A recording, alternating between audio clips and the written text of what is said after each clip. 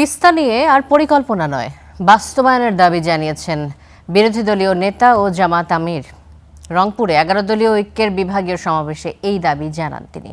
আর শেখ হাসিনা দেশে ফিরলে আইন অনুযায়ী সর্বোচ্চ শাস্তি নিশ্চিতের দাবি জানিয়েছেন এনসিপির নাহিদ ইসলাম। রংপুরে 11 দলীয় ঐক্যের বিভাগীয় সমাবেশ। বৈরী আবহাওয়া উপেক্ষা করে এতে অংশ নেন নেতাকর্মীরা। সমাবেশে প্রধান অতিথি জামায়াতে ইসলামের আমির ও বিরোধী দলীয় নেতা শফিকুর রহমান। তিস্তা নিয়ে আর আশ্বাস নয়, বাস্তবায়নের দাবি তুলে ধরেন তিনি।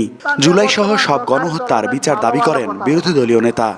আর নির্বাচনের আগে জাগো বাহে তিস্তা বাঁচাও এই আন্দোলন করেছে, কিন্তু তিস্তা নিয়ে এই বাজেটে 10 টাকারও কোনো অ্যালোকেশন নেই। 2006 সালের 28 অক্টোবর থেকে শুরু করে এরা যে খুনের রাজনীতির সূত্রপাত করেছিল, মহা হত্যাযজ্ঞ গণহত্যা যারা চালিয়েছে, একেবারে সেই বিপ্লবের প্রতীক শরীফ উসমান হাদির হত্যাকাণ্ড পর্যন্ত সকল বিচার করতে হবে। জলাবদ্ধতা নিরসনে কার্যকরী পদক্ষেপ নিতে সরকার ব্যর্থ হয়েছে বলে অভিযোগ করেন এনসিপির আহ্বায়ক নাহিদ ইসলাম। সীমান্তে পুশ ইন, হত্যা বন্ধ সহ বিভিন্ন দাবি তুলে ধরেন তিনি।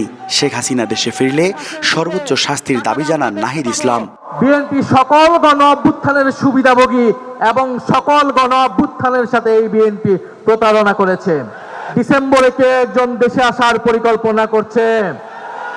আমরা ফাঁসির দড়ি রেডি করে অপেক্ষা করছি। আপনি ডিসেম্বরে আসুন, আর যখনই আসুন ফাঁসির দড়িতে তাকে ঝুলতেই হবে। সমাবেশে 11 দলের অন্য নেতাকর্মীরাও বক্তব্য রাখেন। তারা গণভোটে রায় বাস্তবায়ন সহ বিভিন্ন দাবি জানান। মধ্য দিয়ে যে তত্ত্বাবধায়ক সরকার। Mahmud Rafin, star news, Rangpur.